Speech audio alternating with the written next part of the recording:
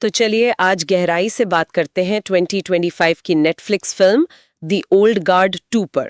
हाँ बिल्कुल, इस पे काफी चर्चा है। हमारे पास इसकी कहानी, रिलीज और जो भी रिएक्शंस आए हैं दर्शकों के, समीक्षकों के, उससे जुड़ी कुछ जानकारी है। जी। देखते हैं कि ये फिल्म मतलब कहाँ तक चली और कहाँ थोड़ी पिछड़ गई। सही, तो शुरू कहाँ से करें? प्लॉट से? हाँ, प्लॉट से ही करते हैं। तो कहानी जो है पहली फिल्म के 6 महीने बाद की है। हाँ ठीक। एंडी मतलब शार्लीज थेरॉन वो अब नश्वर हो चुकी है, पर अपनी अमर टीम को लीड तो कर ही रही है नाइल, जो निकी और कॉपले। राइट।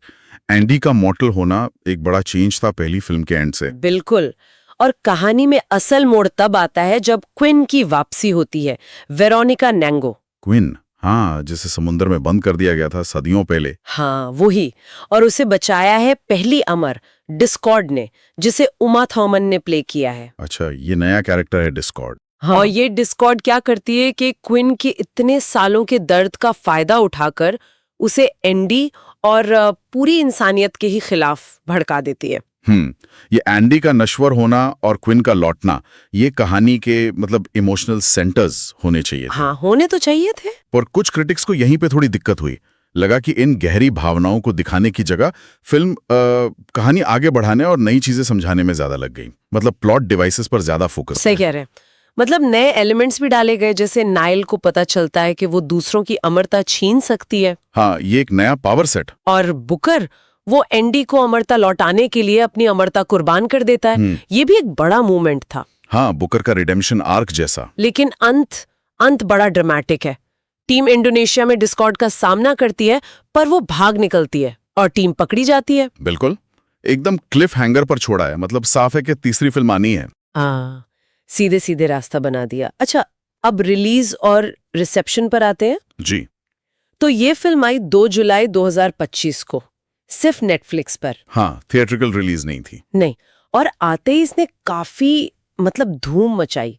दुनिया भर में कई दिनों तक नेटफ्लिक्स पर नंबर 1 रही। अच्छा। और मजे की बात ये कि इसकी वजह से पहली द ओल्ड गार्ड फिल्म की व्यूअरशिप भी बढ़ गई। अच्छा, लोग वापस जाके पहली फिल्म भी देखने लगे। तो दर्शकों के बीच तो ये जबरदस्त हिट रही। हाँ, आंकड़ों के हिसाब से तो बिल्कुल हिट थी। लेकिन ये थोड़ा अजीब है कि स्ट्रीमिंग पर इतनी बड़ी हिट, पर क्रिटिक्स की राय काफी अलग थी। ऐसा क्यों हुआ? हाँ, यहीं पर मामला थोड़ा पेचीदा हो जाता है।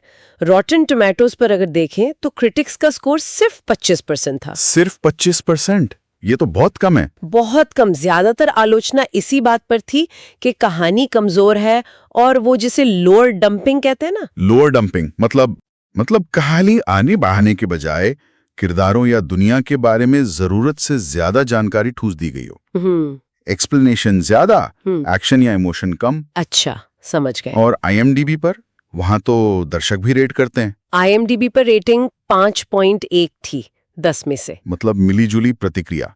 लोगों ने एक्शन सीन्स की तारीफ की, पर कहा कि कहानी की रफ्तार थोड़ी धीमी है। ओके, एक्शन अच्छा पर पेसिंग स्लो। हाँ। और अपने यहाँ इंडियन क्रिटिक्स ने क्या कहा? द इंडियन एक्सप्रेस ने लिखा कि फिल्म अधूरी सी लगती है और देखने में फीकी है। फीकी। टाइम्स नाउ ने एक्शन को मजेदार बताया, पर यह भी कहा कि इमोशनल गहराई की कमी है। वही बात, इमोशनल कनेक्ट नहीं बना। हाँ, और द वीक ने तो बस 15 स्टार दिए और कहा कि ये सिर्फ एक ब्रिज एपिसोड है। ब्रिज एपिसोड मतलब एक ऐसी कड़ी जो सिर्फ पिछली और अगली फिल्म को जोड़ने का काम कर रही है।